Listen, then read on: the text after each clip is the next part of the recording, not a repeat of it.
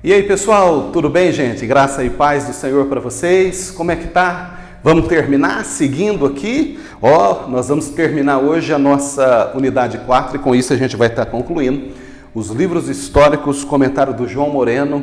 E eu acredito que hoje a gente, encerrando, né, essa unidade 4, nós já estamos aptos já a preparar o nosso aulão que deve acontecer a semana que vem. Antes da gente começar, só lembrando vocês, não esqueça de colocar aí a sua inscrição no nosso canal, se inscrever no nosso canal e na sequência, se você gostar dos vídeos, dá um joinha para que os nossos vídeos ganhem relevância e a gente possa alcançar mais pessoas aí. Pessoal que é da Liberty, né, que está fazendo o IBAD aqui no Polo Barretos, eu não preciso nem falar, que devem se inscrever para que você possa receber não só esse, né, vídeo, mas os próximos vídeos que a gente vai estar fazendo daqui para frente. Beleza, gente? Vamos lá então, caminhando. Nós vamos terminar hoje a unidade 4. Nós já passamos pelo livro de Jó, passamos pelo livro dos Salmos, na unidade 2. Unidade 3 nós falamos do livro de Provérbios e hoje a unidade 4 nós vamos tratar dos dois últimos livros da parte dos livros poéticos da Bíblia. A gente vai estar tratando hoje de Eclesiastes e Cantares, dois livros lindos da Bíblia, de autoria de Salomão, aliás, junto com Provérbios, Eclesiastes e Cantares, forma a tríade, né? Os três livros escritos por Salomão, cada um num momento da vida. A gente vai falar um pouquinho sobre isso aqui e hoje a gente vai começar caminhando pelo livro de Eclesiastes. A unidade 4 traz o título para nós, Eclesiastes e Cantares, a luta pela vida e pelo amor. E a gente entra primeiro no livro de Eclesiastes, antes, lembrando sempre como a gente faz, essa unidade ela foi dividida em 5 capítulos. A unidade anterior, a unidade 3, quando nós estudamos Provérbios, a gente teve só 4 capítulos que o autor escreveu sobre Provérbios. Agora, como são 2 livros, né? O livro de Eclesiastes e o livro de Cantares, então nós teremos 5 capítulos na unidade 4, né, com esses títulos. O capítulo 1 é uma reflexão sobre o homem, o capítulo 2, a vida debaixo do sol, o capítulo 3, o verdadeiro sentido da vida, capítulo 4, e a gente já entra no livro de Cantares. Cantares, o poema do amor, e o capítulo 5, a sinfonia do amor. É aqui que a gente vai, é nessa direção que nós vamos hoje, começando pelo livro de Eclesiastes. A gente vai comentar, eu creio que essa aula toda a gente deve estar falando de Eclesiastes, e a segunda aula, provavelmente a gente deve ter só 2 aulas hoje, né? Com isso a gente fecha essa unidade 4, não é tão longa, não é tão extensa, então eu acredito que com 2 aulas vai ser suficiente para que a gente conclua. Eclesiastes, a luta pela vida. Falando um pouquinho do livro de Eclesiastes, nós vamos comentar em cima do que o autor, né, o João Moreno passa para nós. A gente vai estar comentando passo a passo dessa unidade 4 e agora do capítulo 1, e ele faz uma introdução para nós que nos traz aí já um resumo de entendimento, né, sobre o livro de Eclesiastes, né? Então o autor vem dizer para nós, o autor do livro, né, que nós estamos estudando, não o autor de Eclesiastes, não Salomão, o João Moreno vem dizer para nós, em Eclesiastes encontramos um homem lutando pela vida, trabalhando, protegendo a família, procriando para preservar sua descendência e até buscando ser bem-sucedido para poder ter uma vida digna. Então, o resumão de Eclesiastes, ele passa para nós que a gente vai encontrar um homem natural, né? O livro de Eclesiastes, ele é um livro bastante filosófico, até em certo ponto filosófico, porque ele vai tratar de questões da vida cotidiana, do ser humano aqui, da nossa vida aqui na Terra, né? Então, todas aquelas questões, as nossas mazelas, as nossas dúvidas, né? As nossas preocupações, as questões sobre a existência, sobre a vida, sobre a morte. Então, Salomão, ele trata no livro de Eclesiastes muito sobre a vida aqui na Terra, como ele usa a expressão, a vida debaixo do sol, né? Salomão usa muito essa expressão em Eclesiastes. Então, o autor vem dizer para nós que a gente encontra isso. É um homem lutando pela vida, por questões do dia a dia, família, trabalho, né? Se esforçando para conseguir, para realizar, para alcançar sonhos, enfim. Eu vou fazer aquele resumo que vocês já conhecem, a gente já está acostumado a fazer isso, né, nos nossos vídeos. Cada vez que a gente vai começar um livro novo, um livro bíblico novo, então a gente traz um resumão aqui que ajuda a gente a se situar. O livro de Eclesiastes, o autor é Salomão, tem até uma corrente teológica bastante minoritária, não é muito relevante, mas que questiona essa autoria de Salomão. Mas a verdade é o seguinte: a corrente dominante, teologicamente falando, não é? A corrente que lidera grande parte do entendimento, atribui a autoria do livro a Salomão, e eu pactuo dela, eu concordo com ela, e eu creio que não há dúvida. Eu acho que Salomão realmente é o autor do livro de Eclesiastes, até porque ele fala isso logo no começo do livro, né? Então, Salomão é o autor de Eclesiastes, ele já tinha escrito Provérbios, agora Eclesiastes é o segundo livro que nós estamos estudando da autoria de Salomão. Foi escrito por volta de cerca do ano 935 a.C., né? Ele estava como rei, reinando sobre Israel, governando em Jerusalém, né? E governando todo Israel. Não era no final do seu reino, ainda era talvez no momento, no meio aí do seu reinado, né? No momento mais produtivo, né? No momento em que ele estava, né, mais lúcido, né? E ele faz, né, e escreve esse livro de Eclesiastes, há quem diga já próximo do fim da vida dele, né? Ele estava caminhando para encerrar a jornada dele. Eclesiastes tem um tom bastante melancólico, né? Provérbios, que é no auge do conhecimento, mas Eclesiastes, a bem da verdade, tem um tom bastante melancólico. Ele escreve lá quando ele ainda estava reinando sobre Israel, e por volta do ano 935 a.C. O tema de Eclesiastes é a nulidade da vida à parte de Deus, não é? Ou seja, a vida longe de Deus, a vida sem a presença de Deus, a vida sem o relacionamento com Deus é uma vida nula, é uma vida sem sentido. Então nós vamos encontrar isso no livro de Eclesiastes. E o propósito de Eclesiastes, Salomão quis compartilhar principalmente com os mais jovens, a futilidade de uma vida sem Deus. Ou seja, aquilo que eu acabei de dizer, uma vida sem Deus é uma vida fútil, é uma vida que não tem sentido. E Salomão quer compartilhar isso, né, conosco, né, e os mais jovens, aqueles que estão ainda, né, aprendendo da vida, que tem muita coisa pela frente. Ele fala sobre essa vida sem sentido se Deus não estiver na nossa vida. Voltar apenas para os bens materiais ou apenas para os bens materiais e prazeres da carne. Então ele vem dizer para nós que uma vida que se propõe apenas a buscar as questões materiais, né, as pessoas que estão preocupadas apenas em conseguir bens, em adquirir riqueza, em acumular riqueza, né, desfrutar dos prazeres da carne, é uma vida sem sentido, é uma vida que não tem muito propósito e é uma vida fútil, portanto, né? A vida ganha relevância quando Deus está na nossa vida. De forma geral, esse é o panorama que nós encontramos no livro de Eclesiastes.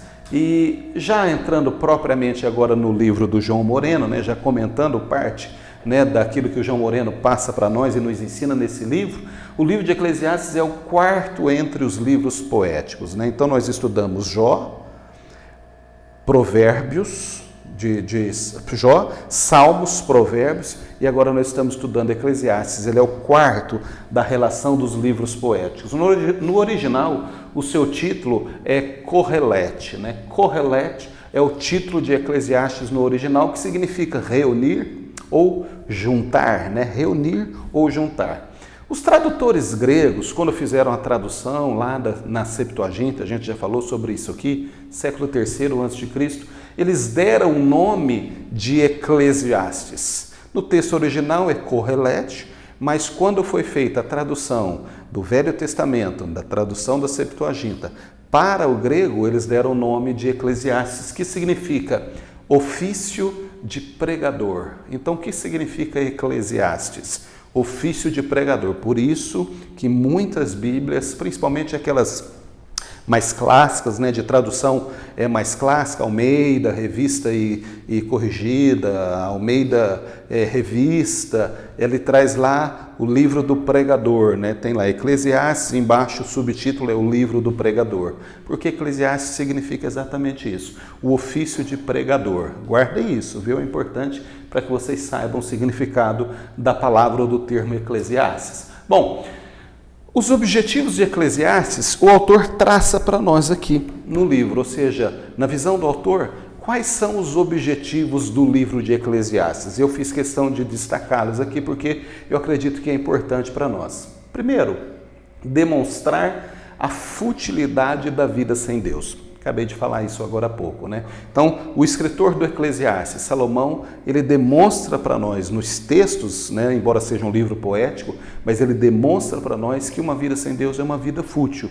Ele quer demonstrar isso para nós, que uma vida sem Deus não vale a pena. Apresentar os resultados positivos de uma vida com Deus. Se uma vida sem Deus é uma vida fútil, uma vida com Deus é uma vida que vale a pena, né? Como eu gosto de dizer, uma vida que vale a pena ser vivida, é uma vida que realmente vale a pena. O terceiro objetivo talvez seja mostrar aos jovens que a vida não se resume em prazeres ou nos prazeres, né? Salomão tem uma linguagem em Eclesiastes, em alguns momentos, capítulo 12 principalmente, ele fala diretamente com os jovens, né? Ele diz lá no capítulo 12, versículo 1, lembra-te do teu Criador nos dias da tua mocidade ou nos dias da tua juventude, antes que venham os maus dias e cheguem os anos dos quais venha dizer, não tenho nele contentamento. Então ele também faz do jovem leitor de Eclesiastes o seu público, o seu objetivo, né? o seu alvo, para que ele entenda e compreenda que a vida não é feita só de prazeres, coisa que às vezes na juventude a gente pensa, né? Que a vida é para ser vivida dessa forma. Salomão diz, não é só prazeres. Mostrar que a vida é passageira e frágil, ele fala isso muitas vezes em Eclesiastes, em vários momentos, que a vida ela é fugaz, né? Ela é muito rápida, ela é muito passageira e ela é muito frágil, e essa é uma grande verdade, todos nós sabemos, né? A vida ela é assim, né? Há um texto na Bíblia, Tiago vai dizer para nós que a vida é como um vapor, uma neblina que aparece por um pouco tempo e logo se desvanece ou logo vai embora. Então essa fugacidade da vida, né? Essa vida efêmera, né? Essa vida passageira é muito pontuada por Salomão, mas também a fragilidade, né? Hoje a pessoa está aqui, não dá para dizer que daqui a pouco a gente continua aqui. Então Salomão ele frisa muito isso nos textos, né? No livro de Eclesiastes. E um outro objetivo de Salomão é levar as pessoas a temer a Deus. Temer não no sentido de ter medo de Deus, temer no sentido de reverenciar, de priorizar, de entregar para Deus, né? A vida, os desejos, os sonhos, os pensamentos. Então Salomão nos leva a pensar sobre isso, segundo os textos do autor aqui do João Moreno, nesses 5 objetivos, né, que ele destaca como sendo os objetivos principais do livro de Eclesiastes. Continuando aqui, eu estou destacando, né, os principais pontos do autor que nós encontramos aqui no livro que ele comenta. Ele diz que, na verdade, Eclesiastes é uma pesquisa de campo. Eu achei interessante a visão dele. Eu ainda não tinha pensado sobre isso. Ele fala que Eclesiastes é uma pesquisa de campo de Salomão.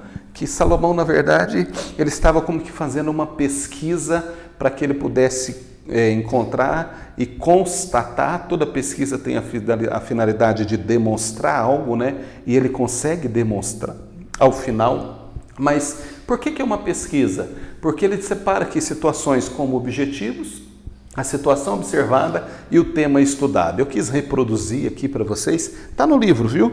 Está aqui no livro do João Moreno, você vai encontrar aqui exatamente esse quadro da forma como eu reproduzi aqui. Então, por exemplo, Salomão tem como objetivo esquadrinhar tudo o que acontece na terra. Esse texto nós encontramos em Eclesiastes 1:13. Esse é o objetivo, esquadrinhar, aprofundar, mapear, detalhar o dia a dia, o que acontece na terra. E a situação observada é todos os trabalhos humanos, tudo aquilo que o ser humano faz, está lá em Eclesiastes 1:4, serve para ele como ponto de observação para que ele alcance aquele objetivo. Ele quer esquadrinhar, ele quer mapear, né, os acontecimentos, a forma de agir das pessoas, e ele passa a observar os trabalhos das pessoas, os trabalhos dos homens, das mulheres, para que ele chegue naquele objetivo. E com isso, o tema que ele estuda, o autor diz para nós que ele está estudando o tempo, o que a pessoa faz no seu tempo de vida, da hora que a pessoa levanta, da hora que ela dorme. Então, Salomão está observando as pessoas É importante a gente relembrar que esse homem Salomão foi o homem mais sábio que já existiu na Terra, né? A gente já estudou sobre ele aqui. A Bíblia diz que nunca houve, nem antes e nem depois dele houve, nem haverá um homem tão sábio quanto ele. Então, ele, dentro desse ofício dele, né, de escritor, de observador, né, e um cientista do comportamento, Salomão se apresenta aqui, na verdade, como um cientista do comportamento humano. Ele começa a observar as pessoas, né?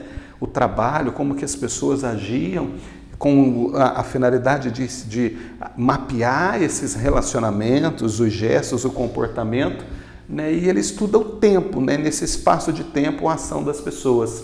Outro objetivo, conhecer as ações insensatas das pessoas.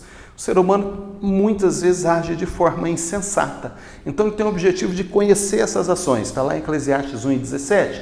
E a situação observada é as ações do sábio e as ações do insensato. Ou seja, ele analisa duas pessoas. Um que ele considera que seja uma pessoa sábia e a outro que ele atribui como sendo uma pessoa insensata. Ele confronta esse comportamento, a diferença de comportamento entre o sábio e o insensato. Está lá em Eclesiastes 2:14. E os temas estudados é o trabalho. Ele observa as pessoas a partir do seu trabalho, conforme Eclesiastes 2:21-24. E por aí vai, né? Então ele tem o objetivo de entender o que acontece aos justos e aos ímpios. A situação observada é a riqueza, como que se comporta justo e ímpio de posse da riqueza, né? E o tema estudado são as injustiças cometidas. Ele tem o objetivo de aconselhar os jovens sobre as consequências dos seus atos. Está no capítulo 9, capítulo 10, no capítulo 12 e o verso 14, né? Ele quer aconselhar os jovens de forma a dizer, todos os seus atos têm consequência.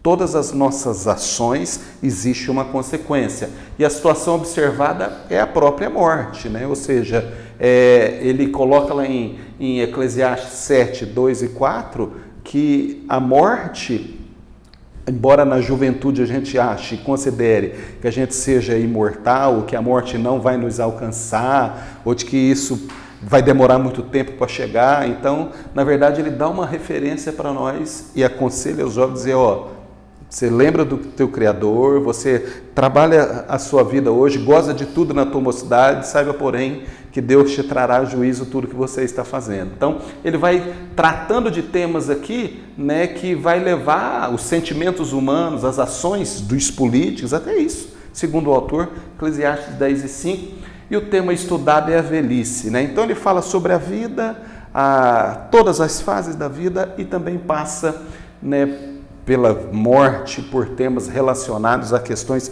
bastante filosóficas. Seguindo aqui, nós vamos aqui ver a pesquisa que Salomão fez. Então, com esses temas, objetivos, situações observadas e os temas estudados. Mas aí ele vai passar para nós o resultado dessas pesquisas. Tudo isso que ele fez, ele encontrou um resultado. Ele, como um cientista do comportamento, não é? E a ciência é isso, é fazer experimento para que se chegue num resultado. Então ele elaborou esse trabalho, elaborou essa pesquisa. A partir do campo de atuação dele e da linha de visão de Salomão, ele chega num resultado aqui, que é o resultado da pesquisa. Mas eu vou fazer o seguinte, nós temos aqui, próximo do momento de terminar essa aula, eu vou voltar com vocês na aula seguinte, porque a gente fala com isso com mais calma um pouquinho. Eu quero aprofundar um pouquinho nesse resultado da pesquisa aqui de Salomão. Ok? Me dá um minutinho, é muito rápido, a gente já volta já. Não sai daí não. Até já.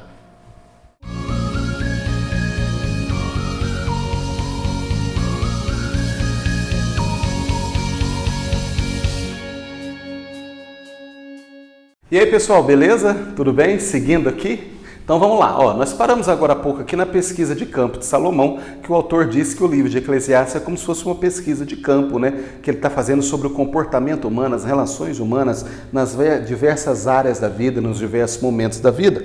Eu disse para vocês que depois tem uma conclusão da pesquisa. Então o que Salomão conclui? E é nesse ponto que eu quero chegar e com isso a gente conclui também o livro de Eclesiastes. Então o resultado da pesquisa de Salomão. Primeiro, ele vai falar sobre a vida debaixo do sol. Depois de observar muito tempo e por muito tempo as pessoas, o comportamento, os homens, as mulheres, as relações entre as pessoas, o trabalho, as relações de amor, as relações afetivas, as relações de amizade, o ímpio, o justo, o reto, o correto, o não correto, ele conclui que a vida humana em todas as suas etapas, passando pelas injustiças, sofrimento, mas também prazeres, conquistas e realizações, é uma vida efêmera, fugaz, passageira, curta e passageira. E ele diz, tudo é vaidade. Então a conclusão de Salomão, que Salomão chega, é interessante isso, porque nós encontramos um Salomão em Eclesiastes, parece um pouco rabugento, não é não? Um pouco descrente,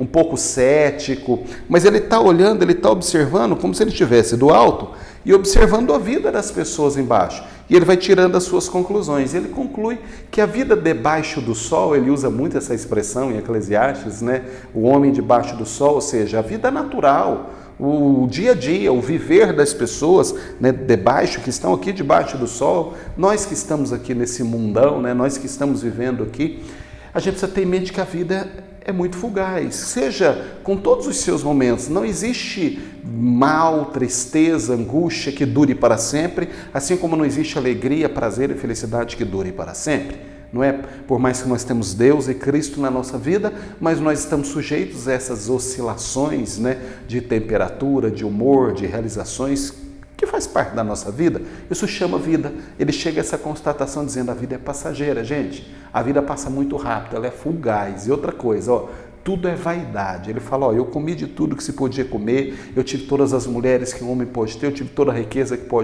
que alguém possa possuir, e eu digo, dizia Salomão, tudo isso é vaidade. É interessante essa constatação, né? Segundo, ele chega numa constatação, a partir da pesquisa de campo que ele faz, que o trabalho, sim, dá muito prazer à vida. Salomão afirma que o trabalho deve ser realizado com diligência e perseverança. Porém, ele faz uma consideração importante. Se ele não proporcionar prazer, dignidade e melhoria de vida, não tem valor algum. Para que é o trabalho? O trabalho é para que a gente alcance os nossos objetivos na vida. A gente deve trabalhar duro, né, como ele diz aqui, com diligência e com perseverança, trabalhar, fazer a nossa parte, buscar, né, lutar, sonhar, conseguir, estudar, preparar, para que a gente tenha uma vida digna, que a gente tenha algum prazer, né, com o trabalho. Ele escreve lá em Eclesiastes 5,18 sobre isso daí, né, que a gente deve viver do fruto do nosso trabalho e viver uma vida boa e viver bem. Então ele vai dizer para nós, a vida, gente, não é só trabalho, hein? Não adianta você trabalhar e não desfrutar dos benefícios que o trabalho pode te proporcionar. Dignidade, melhoria de vida, prazer. É interessante essa constatação dele, não é? Isso ele já viu, ó. Imagina, estamos falando aqui de quase 3 mil anos atrás. Um homem que observava o comportamento das pessoas e via as pessoas trabalhando muito e disse, ó, tem que trabalhar duro mesmo, mas a gente precisa viver.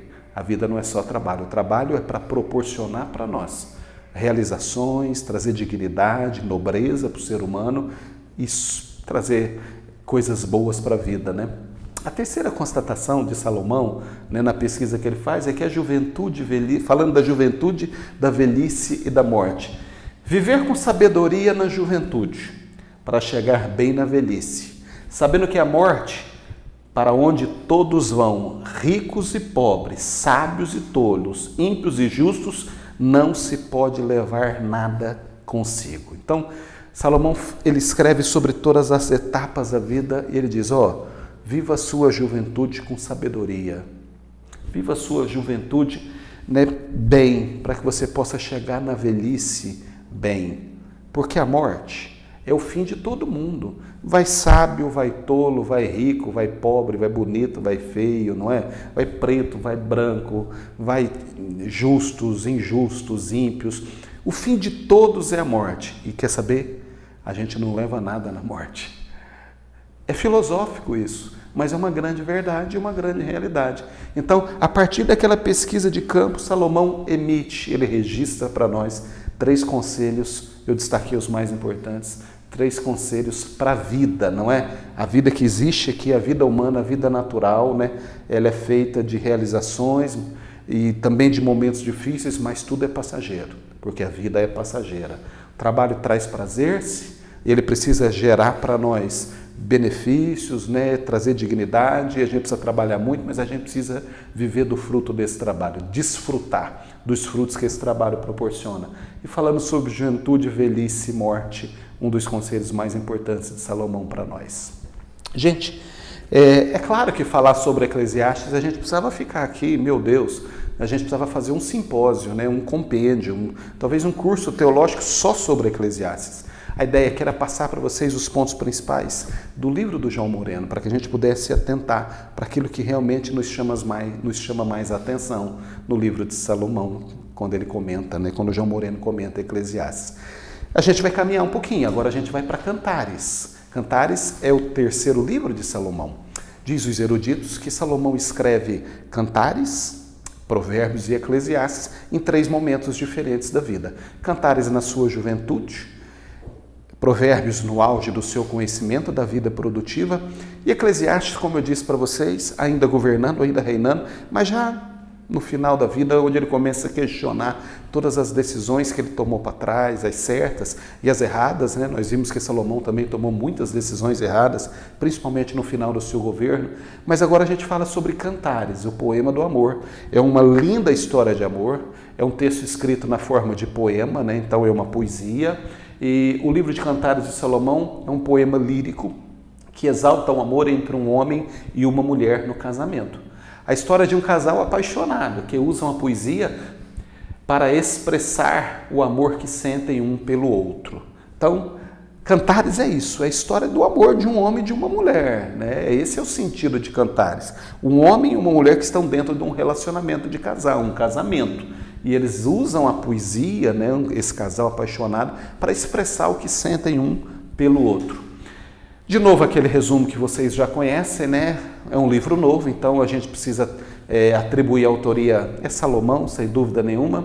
A ocasião e a data foi entre 970 e 960 a.C., essa é a data que foi atribuída. O tema do livro de Cantares é o amor conjugal, e o propósito é exaltar as virtudes do amor entre o marido e a esposa, que devem viver juntos dentro do contexto do casamento, amando um ao outro espiritualmente, emocionalmente e fisicamente também. Então esse é o propósito do livro de Cantares, trazer para nós esse entendimento. Eu separo aqui os fatos relevantes do livro de Cantares. Cantares também é chamado de Cântico dos Cânticos. Lembra em algum momento, quando nós estudamos, acho que foi em Provérbios, que nós falamos que Salomão escreveu cerca de 1.005 cânticos, ou mais de 1.000 cânticos, vários cânticos. Esse, Cantares, é conhecido como o Cântico dos Cânticos. Então, talvez seja o mais importante, o mais lindo, né, o mais completo deles, né? Alguns assuntos relevantes aqui dentro do comentário do autor. O tema de Cantares é o amor conjugal entre Salomão e a sua amada, a Sulamita. Embora possa simbolizar o amor de Deus pela sua igreja, não devemos anular o tema primário do livro. O que o autor, o que o João Moreno vem dizer para nós? Que o tema primário, o tema principal de Cantares é realmente literal, é o amor de Salomão por uma mulher, a Sulamita. E muitas vezes nós simbolizamos esse amor, nós queremos tratar disso de forma alegórica, dizendo que não, o Cantares é um escrito em forma alegórica. Existe uma corrente teológica grande, gente, que entende isso daí. Cantares foi escrito de forma alegórica, não foi real esse relacionamento. Esse homem e essa mulher não existiram de fato, é alegórico. Mas o autor vem dizer para nós, o João Moreno, que a gente não pode fugir do tema primário. O tema primário é o amor entre um homem e uma mulher, sim. Então é Salomão escrevendo para Sulamita, a sua amada. Com isso, esse entendimento, na verdade, o ponto relevante aqui que eu trato a inspiração de Cantares, esse entendimento de que o amor de Cantares não é um amor simbólico, não é um amor alegórico, é realmente entre um homem e uma mulher, a canonicidade, né? Ou seja, a ser sagrado o livro de Cantares foi colocado em xeque, porque foi muito combatida pelos judeus essa canonicidade, que o consideravam erótico e sensual demais, e também por não trazer em seu conteúdo menção ao nome de Deus. Então os judeus lá atrás, os eruditos, os antigos, né, quando tiveram que compilar, né, o texto sagrado e definir, né, aquilo que era canônico e o que não era canônico, o que era apócrifo. Quando eles tiveram que definir isso, Cantares teve muita discussão, porque eles pensaram, não, esse livro não pode ser considerado sagrado, porque é um homem escrevendo para uma mulher, esse livro é sensual demais, ele é erótico demais, mas, na verdade, essa discussão, o que predominou foi que, embora seja o amor entre um homem e uma mulher, trata do amor de Deus, o amor do casal, o amor de um homem e uma mulher é um amor puro, é o amor que Deus derramou no coração, e nada mais lindo do que o amor do marido para com a esposa e da esposa para com o marido. E essa discussão, para vocês terem uma ideia, gente, ela perdurou, viu, no tempo, chegou no século XVI, quando estava ali definindo depois da Reforma Protestante, né? E mais uma vez o livro de Cantares foi colocado em xeque, e um dos que defenderam a sua canonicidade foi Calvino, segundo a história diz, e ele defende esse entendimento alegando que o livro de Cantares é uma alegoria. E aí, junto com outros, eles conseguiram manter no cânon sagrado o livro de Cantares. Mas existe hoje um entendimento, e eu partilho, de que Cantares, na verdade, é um poema de amor, sim, escrito por Salomão para sua mulher, para Sulamita, e pronto. E ele fez essa declaração, e é lindo esse amor, e ele tinha que constar no cânon sagrado, sim. Um outro tema importante aqui é a sinfonia do amor. Aprendemos em Cantares que o amor é forte como a morte. É lindo isso, hein? O amor é forte como a morte. Cantares 8:6. E que a fidelidade do marido para com sua esposa, da esposa para com o seu marido, é a razão da firmeza desse amor. Se o amor é tão forte como a morte, a razão dessa firmeza é a fidelidade de um para com o outro, que se alimenta da reciprocidade e da mutualidade. O autor diz isso aqui para nós. Esse amor recíproco, o amor que você dá e recebe, o amor do esposo para com a esposa e da esposa para com o seu esposo. É mútuo, é um na direção do outro, cada um na direção do outro. A Sinfonia do Amor, o tema que o autor, que o João Moreno escolheu para definir, né, para dizer desse amor de Cantares, fala sobre esse amor inabalável, né? Ele é forte como a morte, mas ele é forte porque ele é um amor fiel. O amor do marido é direcionado para a esposa, o amor da esposa é direcionado para o marido. Eu coloquei aqui, por minha conta agora, e não está no livro, vocês não vão ver isso no livro, e por isso, claro que isso não vai ser, né, objeto de ser pedido em prova, nada disso, mas eu quis trazer para vocês uma aplicação prática de Cantares, principalmente para os casais, né, para as pessoas que estão aí no nosso curso e são casados. Né? O marido, você é esposa, você é marido de uma esposa, você é esposa de um marido. Cantares tem uma aplicação prática para nós, a gente não pode deixar isso passar ao largo, né? Eu acho até que ele poderia ter colocado aqui na minha visão, então eu fiz aqui uma emenda por minha conta. Cantares passa para nós que o cônjuge, dê ao cônjuge a atenção que ele ou ela necessita. Tire tempo para estarem juntos. A gente encontra isso em Cantares. Salomão, ele dá toda a atenção para a sua amada, para a Sulamita. Ele para poder falar dela e escrever dela tudo aquilo que ele escreveu. Encorajamento e elogios, não críticas, são vitais para um relacionamento bem-sucedido. Gente, vocês já pararam para pensar o quanto que Salomão fala dessa mulher? O quanto que ele elogia, o quanto que ele encoraja, né, numa linguagem poética, com as referências que ele tinha da época, não é? Ele fala das éguas de Faraó, ele fala das pérolas, ele fala de tanta coisa. São as referências que ele tinha de beleza, né, daquilo que era importante. Então ele elogia muito essa mulher. Isso é um exemplo para nós, que a gente deve encorajar e elogiar. E não viver só de crítica um relacionamento com base na crítica, porque o elogio e o encorajamento sustentam um relacionamento saudável. Desfrute um ao outro, seja criativo e deleite-se com a dádiva do amor conjugal. Casamento é feito para isso, gente, para que a gente se desfrute mutuamente, não é? Paulo escreve lá nas suas cartas, cada um pague, né? A esposa pague ao seu marido, o marido pague à sua esposa. Então o casamento é feito para que a gente possa se desfrutar um do outro, daquilo que Deus nos permite, do que é de melhor. Ser criativo e se deleitar, considerando e entendendo que isso é uma dádiva que Deus concede para nós. Faça o que for necessário para reafirmar o compromisso de amor com seu cônjuge. As declarações que Salomão faz no livro de Cantares são declarações de um homem apaixonado. A Sulamita faz declaração de uma mulher apaixonada.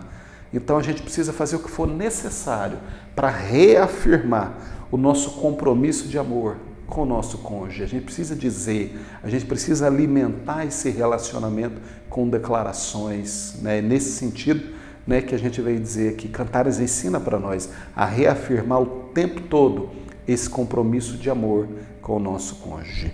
Dito isso, eu acredito que a gente conclui aqui o livro de Cantares e aí com isso a gente conclui a unidade 4 e aí com isso a gente conclui todo o livro poético do João Moreno. Nós estudamos e passamos por todos os livros poéticos da Bíblia através desse estudo que nós fizemos aqui.